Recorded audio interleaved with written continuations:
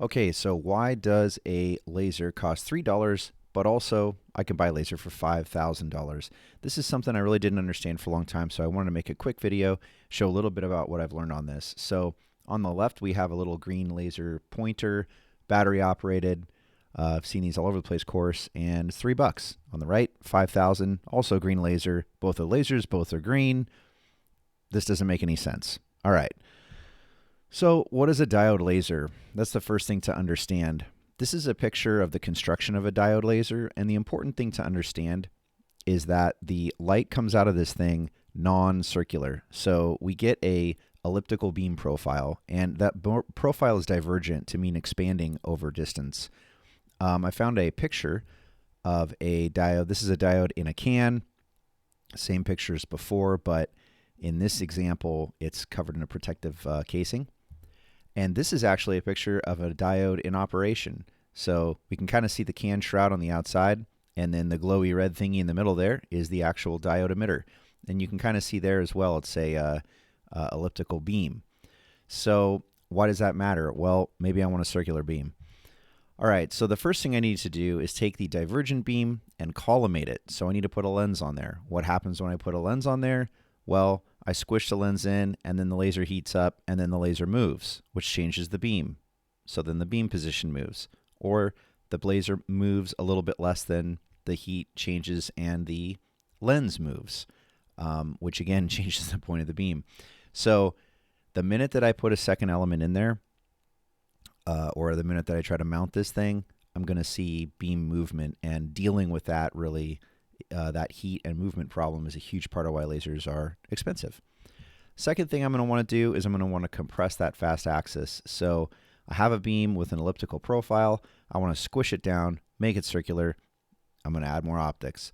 So now I have a anamorphic prism pair set. These are two glass elements. I have to mount them in the beam path, and they squish the beam down and give me a nice circular output. Cool. So now I got that done. But now, if the laser moves, the lens moves, or the prisms move, the beam moves. So again, this just adds complexity to the problem, and I have to make a nice thermally managed package to control laser temperature. Now I'm probably adding cooling, I'm adding thermal design, and the price goes up, up, up for all of this.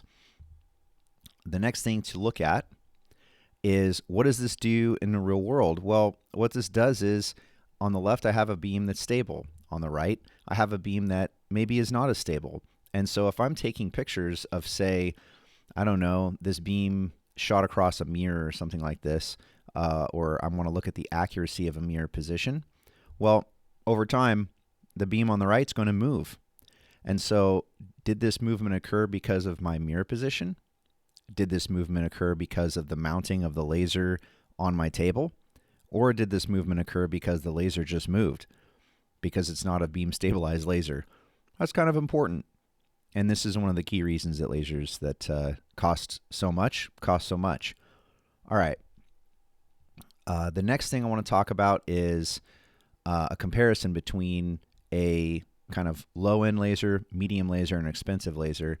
And what we're going to look at here is the beam shape. Is it elliptical or circular? The beam size, what is its diameter? The beam stability, and whether or not that beam has power stability. That's something we didn't even cover, but power stability would obviously matter if I want to, say, take a picture of something with a laser and ask, how much did the laser absorb or something like this. Well, if that laser power is changing because it's battery powered, I can't do that. And so driving a laser with stable power is sort of important.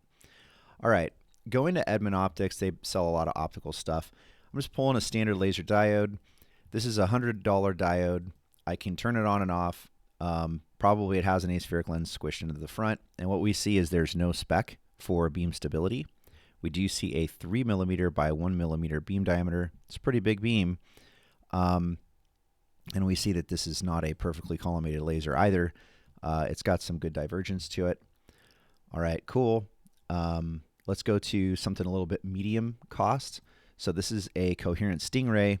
This is a laser that is going to give me an actual ability to modulate it, so I can turn the power up and down on it. It does have a pointing stability. and it also gives me a little bit more performance on the electrical side. So this laser is going to be a little bit more power stable. Now, if I look at something like the Stratus laser from Vortran, and other companies make products like this, namely Coherent, they also make a higher end product like this. This is the kind of laser I would use to couple into a single mode fiber. So let's just look at some of the specs here on this laser. Now this is an 80 milliwatt, so this is a much more powerful laser. It's about 18 times more powerful than the prior one. I'm going to get a nice tight M squared on that beam. I'm going to get less than 1 millimeter on that beam diameter. So this is a less than 1 millimeter diameter beam, very tiny. The other big thing we're going to look at here, I have analog modulation, just like the last laser, but now I also have digital modulation, so I can turn this thing on and off, and I can do it really, really fast. 200 megahertz digital modulation. That's going to be nice if I want to do any sort of high frequency timing stuff. Okay, the last thing I want to point out on this guy is the pointing stability, which is going to be in microradians here, less than 5 microradians. Even if we look at that, just about $1,000 unit, go back one page, we're going to see, I think this one's going to give me 10 on the microradians, whereas, oh, that's my low end one. Here we are. Pointing stability, where are we at here? Well, I know it's in the data sheet. Here we are. Pointing stability.